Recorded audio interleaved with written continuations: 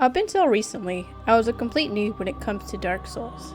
After having completed the first game in the series, I have reflected on my time in the game and would definitely call it a learning experience. After much thought, I realized a few different things I wish I would have known before beginning my journey into the Soulsborne world. These are the top 5 things I wish I would have known before starting the game. Now, I know there are plenty of Dark Souls guides out there, but this is just my own personal list of things that I found helpful. While other guides will tell you about specific items and builds to use, my guide is more about going into the game with a specific mindset that will help you succeed. If you're new to the channel, be sure to subscribe for new videos every week. Also, I stream Dark Souls on Twitch every Tuesday and Thursday, so feel free to follow me on there. Link will be in the description below. Now, on my first tip. Tip number 1 is learning to parry. When parrying was first brought up, it was a completely foreign concept for me. For anyone who has never heard of the parry and riposte, it is a move where the player uses their left-hand attack to deflect an enemy's attack. Once the parry animation is executed, the enemy is stunned, giving the player an opening to deal a critical attack. The player is also immune to attacks from other enemies during this animation. The parry is important because not only will it give the player an advantage when facing tougher enemies, but it's a mechanic that is carried over to the other Souls games as well. I won't go into too much detail about parrying because there is already an in-depth guide available that covers just about everything you need to know. I will link this guide in the description below.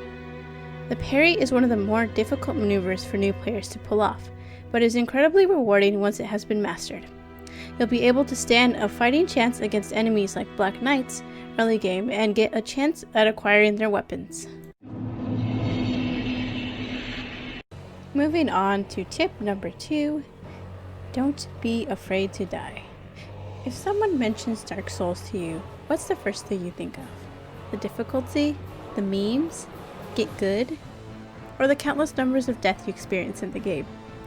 Well, the answer is all of the above. But right now, we're going to talk about death. Although the game does punish you for dying by losing your souls and humanity, I'm here to tell you that dying is a good thing. You heard me right. So, let's say you reach a boss that is giving you trouble, and you just keep on dying over and over and over again. Well, every time you die, you learn something new about your enemies and the area around you. You are able to fight smarter and plan out your attacks, dodges, and heals. There is no shame going into every one of your battles hollow and with 0 souls because you learn to fight smarter, not harder. Which brings me to my next point.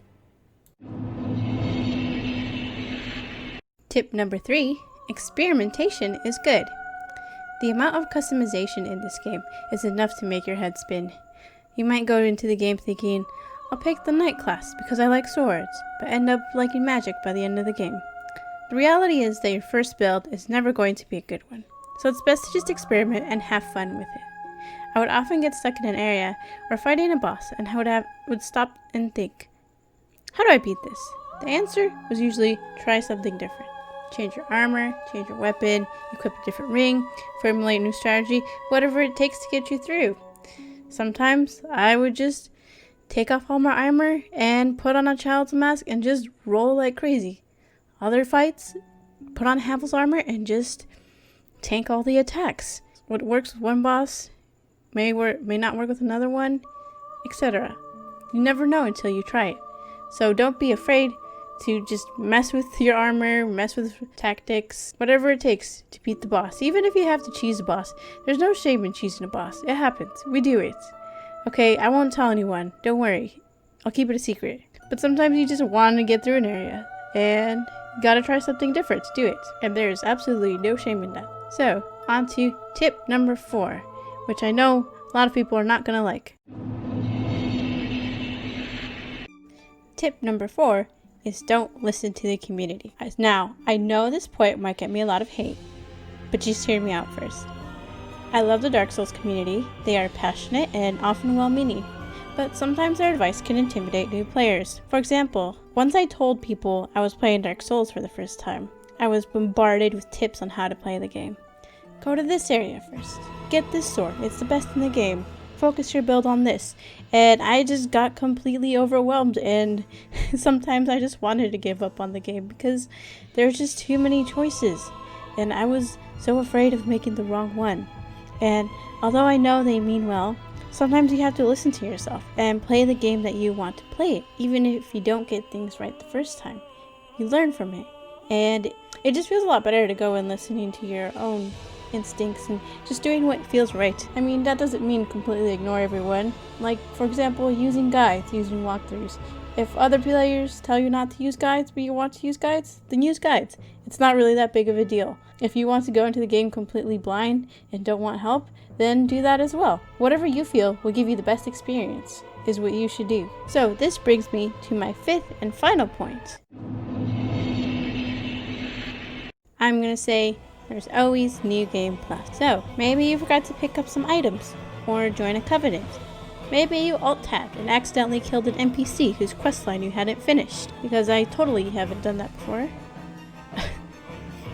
Well, luckily, this game has a New Game Plus, the land of second chances. You could always make a new build, join different covenants, and make better choices to enhance your in-game experience.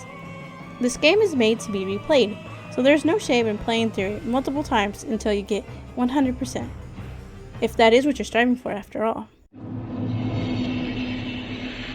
In conclusion, playing Dark Souls isn't about one-hitting bosses or running through areas without taking damage. Or it can be for you, I guess, if that's what you're into.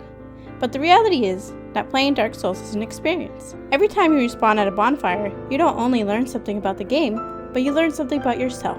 In the end, your decisions and playstyle are unique, and one size doesn't fit all, which is what makes the Souls series so great. I hope that you found this video helpful.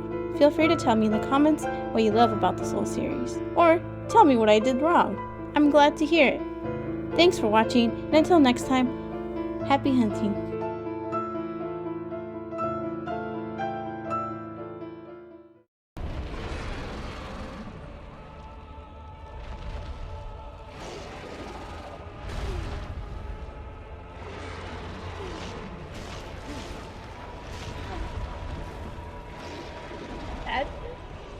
Sadness.